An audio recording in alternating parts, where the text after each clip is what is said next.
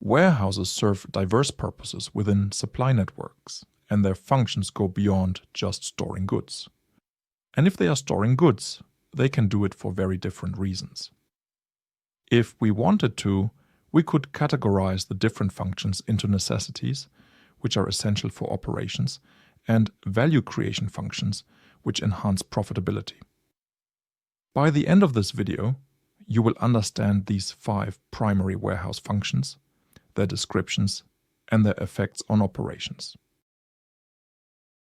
Let's start with the buffer function. Truck roll.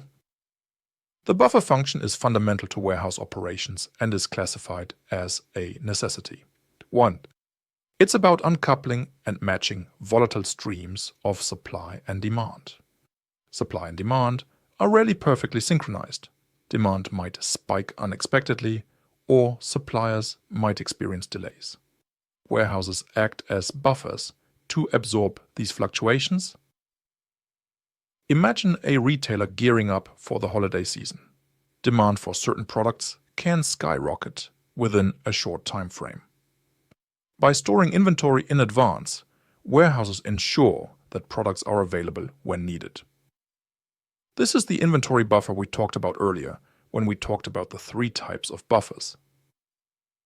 When using warehouses as buffers, we should never forget that we are using them as buffers. You may wonder what I'm trying to say here.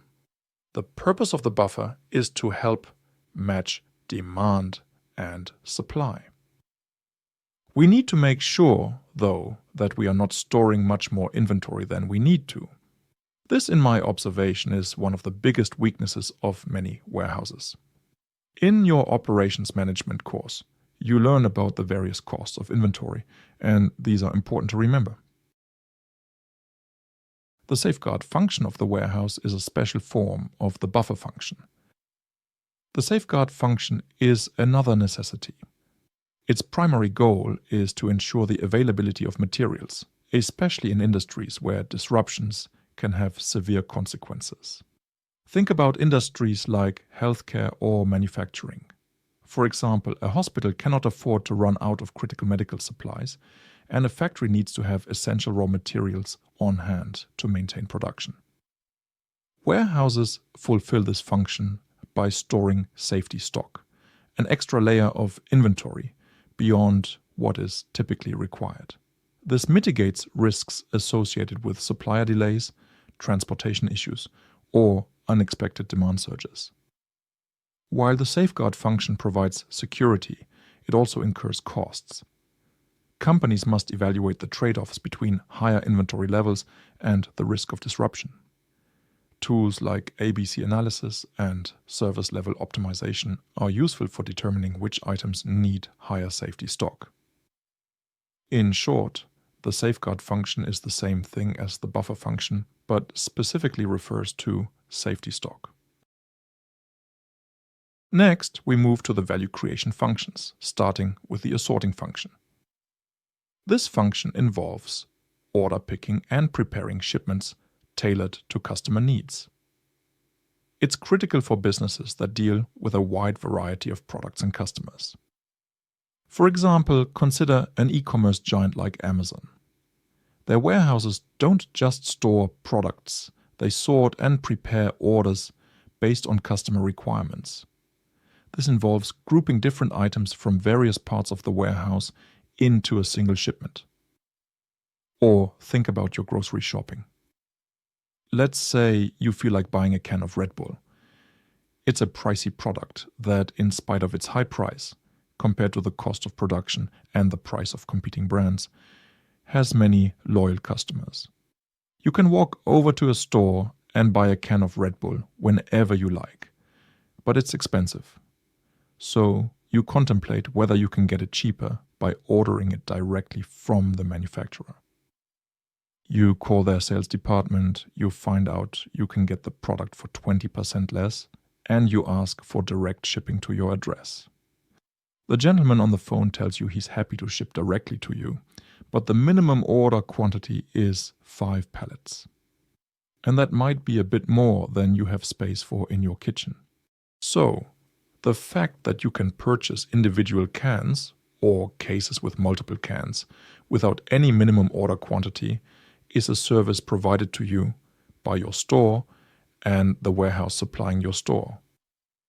That's why you pay more for a can in the store. And that's how the store and the warehouse supplying the store make money. They earn it by offering this valuable service to you. The speculation function is another value creation activity, where companies store goods as a bet on rising prices or potential shortages. This is common in industries with volatile pricing, such as commodities or raw materials. For instance, consider a company that imports coffee beans. If market trends suggest that coffee prices will increase in the coming months, the company might store large quantities of beans to sell at a higher price later. Similarly, during geopolitical tensions, companies might stockpile materials like aluminum or steel to hedge against supply disruptions. While speculation can yield significant profits, it also carries risks. Incorrect predictions can lead to overstocking and higher carrying costs. Companies engaged in speculative warehousing need robust market analysis tools and risk management strategies to make informed decisions. Lastly, the refinement function involves using the warehouse as part of the production process. This function goes beyond storage and includes activities like ripening, packaging, labeling, or light assembly, often called value-adding activities. For example, a warehouse might receive bulk shipments of electronics that need to be packaged individually for retail. Similarly, in the automotive industry, a warehouse might store components that are assembled into kits for production lines. An additional example is the handling of certain food products.